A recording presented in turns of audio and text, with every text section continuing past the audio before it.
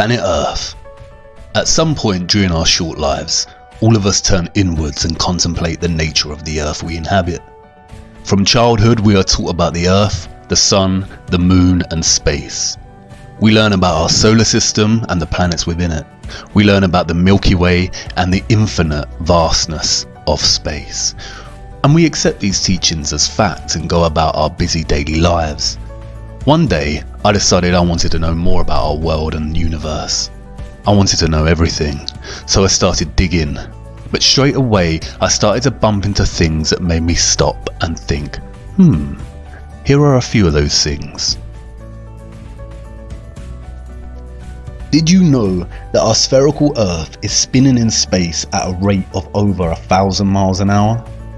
And that the Earth rotates the Sun at over 67,000 miles per hour, causing us to hurtle through the Milky Way galaxy at over 500,000 miles per hour? And all the while the Milky Way is expanding at the speed of light, zooming at roughly 670 million miles per hour. Mind-dazzling, isn't it? And yet not one single human on Earth can actually feel this motion.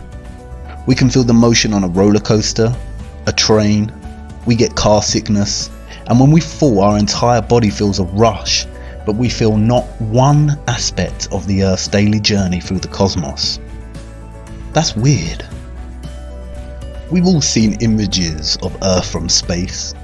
In 1972, NASA released the first whole image of Earth, as seen from space. Titled The Blue Marble, one can only feel amazement at its perfect spherical shape and feel the immense enormity of the silent nothingness that surrounds our blue marble. But did you know that the blue marble image and every subsequent image of the Earth released by NASA are composite images, developed by computers out of data and finalized in Photoshop? There are no whole images of the Earth as seen from space. Who would have thought? And then there's gravity. Einstein theorized that gravity exists due to the curvature of space that results from a massive object, and it is the force that keeps us all rooted to the Earth. What goes up must come down, and gravity is so strong that it has the power to keep all our oceans strictly bound to the Earth and the power to curve them over our spinning planet.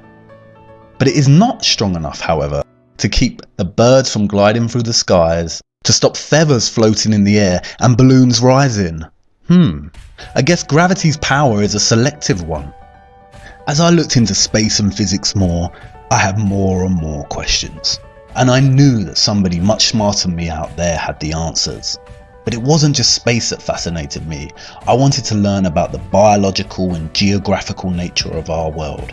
And again, as I dived into learning, I found more weird things that puzzled me.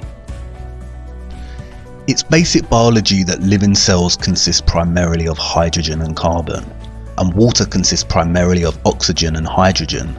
But biologists found the strangest of anomalies in the poles of the Earth that even puzzled Soviet biologists. They found an unnatural amount of water frozen in the ice and an unusually high percentage of carbon dioxide in the world's oceans. There is a lot of water, snow and ice on the Earth. Do you know what this anomaly tells us? It tells us of a great worldwide fire in the Earth's history that, biologists have suggested, carried away 99% of the world's biosphere. What really puzzles me is that figure, 99%. That means that everything alive on Earth is now 20,000 times less in volume, and the biochemical mass of all living things is much less than before this huge fire. Wait, what? What did the living things look like before that fire?